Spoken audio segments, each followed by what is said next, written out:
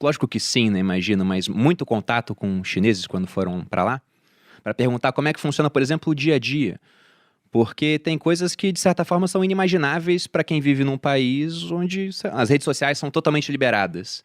Então, dando um exemplo, todo dia alguém entra na rede social e pô, você pode xingar Deus e o mundo lá, né? Falar da 10ª geração da família do presidente. E nada acontece. Já na China eu desconfio que não seja assim. Então, como que eles conseguem lidar com essa dualidade onde você tem, ao mesmo tempo, em algumas áreas, principalmente, muita liberdade econômica. Eu fui procurar Hong Kong no ranking de liberdade econômica, que já teve lá em cima, agora eu não achei, né? E também a gente teve há pouquíssimo tempo a China retomando Hong Kong. Mas pegando a China como um todo, ela é o número 107 do ranking de liberdade econômica da Heritage Foundation. O Brasil é 143. Então a gente fala muito a China, mas eles são mais livres economicamente do que a gente. Só que liberdade econômica é apenas uma vertente. Você tem liberdade para agir, mas a liberdade de se expressar e de pensar coisas diferentes é meio restrita. Então como que eles lidam com isso? Então, isso é uma pergunta excelente. Eu estive em 2018, passei alguns meses no país para lançar a versão em chinês do meu último livro. Nossa. E isso foi muito interessante porque, primeiro, foi uma longuíssima negociação, porque é um livro que fala sobre o mundo cada vez mais chinacêntrico. Então, dá bastante ênfase, mas tem algumas partes nas quais eu falo que um dos problemas da China é que não atrai ainda da mesma maneira que, por exemplo, os Estados Unidos, né? Ou a Europa até, né? Eu vejo isso, atualmente cuido do nosso sistema de programa de intercâmbios. E a grande maioria dos alunos quer ir para a Europa, quer ir para os Estados Unidos, alguns querem ir para o Japão, poucos querem ir para a China justamente por essas questões. Os melhores querem ir para onde? Olha, depende. Hoje em dia tá tudo assim, tem alunos excelentes querendo ir para Espanha, Canadá, Nova Zelândia, Coreia do Sul. Não tem mais um país onde todo mundo quer ir, né? Mas, claro, eles perguntam, e aí, professor, como que eu faço para acessar meu Instagram, meu WhatsApp? E é preciso ter um VPN, e é preciso baixá-lo antes, é preciso tomar um pouco de cuidado. E claro que há alguns temas que não se deve comentar com os outros alunos estando lá, né? Taiwan, Tibete, o Tiananmen, as manifestações de 89. O meu cunhado então, já me falou. Tem toda uma cartilha do que... Né, os você 3 vai pra T's, China. melhor Não, vá pra China, mas olha, isso aqui você não pode Olha só, falar os 3 lá. T's, Tiananmen, Taiwan e qual outro? E Tibete, né? Ou E seja, Tibete. Agora, também a gente precisa lembrar... Mas a gente precisa lembrar de uma coisa, né? A economia chinesa cresceu tanto que uma pessoa com, vamos dizer, 40 anos dobrou a sua riqueza pessoal várias vezes ao longo da vida. Então, o acordo implícito que o Partido Comunista oferece ao cidadão chinês você me dá seus direitos políticos, você não vai ter direitos políticos, mas eu te dou muitos direitos econômicos, eu garanto que sua vida vai melhorar do ponto de vista econômico e muito. E até agora, isso obviamente tem dado certo para a grande maioria da população. Então, quando eu lido com outros alunos, eles olham para mim assim, eu falo, gente, mas não dá vontade vocês, né, falam livremente?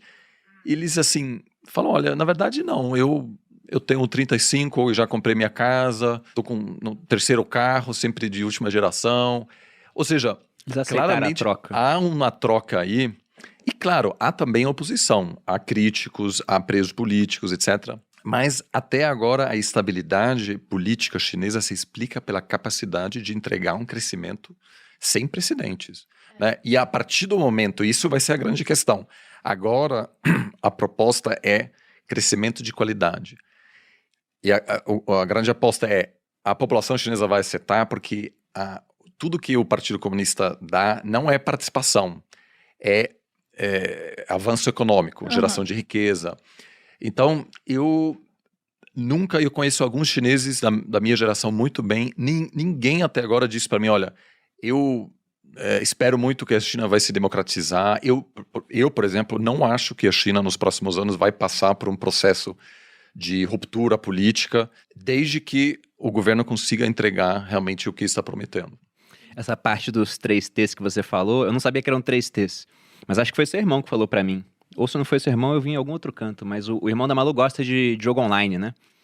E tem muito chinês, eles lideram rankings de jogos online. E fala que para derrubar um chinês do jogo, basta digitar lá, Tiananmen Square, o massacre da Praça da Paz Celestial, porque isso não é alguma coisa que, embora as pessoas lá devam saber que aconteceu, eles não dão ampla divulgação, o que estava acontecendo. E até um ponto interessante, a China conseguiu resistir quando vários outros países que tinham adotado o socialismo caíram.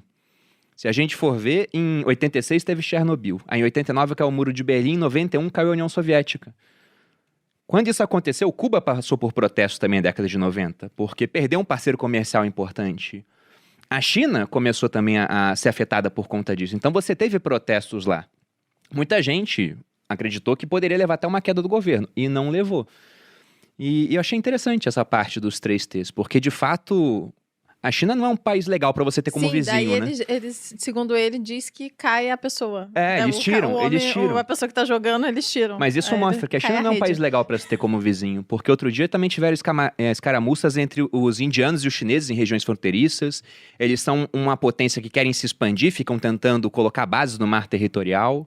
Na verdade, só brevemente sobre o aspecto geopolítico, a China é uma potência que tem um potencial de não só se consolidar como uma potência regional, mas de superar, né, como a gente acabou de ouvir, os Estados Unidos. E de certa maneira é natural que uma potência com este potencial buscará se consolidar no seu entorno, né? Os Estados Unidos fez o mesmo 100 anos atrás nas Américas, inclusive no século XIX o presidente Monroe desenvolveu uma doutrina, a doutrina Monroe, dizendo ninguém mexe nas Américas, porque essa é o nosso quintal, que é um movimento típico de um país que tem ambições globais. Então, de certa maneira, o grande desafio chinês agora é vamos dizer, não necessariamente ocupando outros países, mas deixando bem claro que a China é que controla economicamente a Ásia e os Estados Unidos fará de tudo para fortalecer os vizinhos da China, Índia, Japão, Coreia do Sul, para não permitir que a China possa expandir. E essa também é uma das razões pela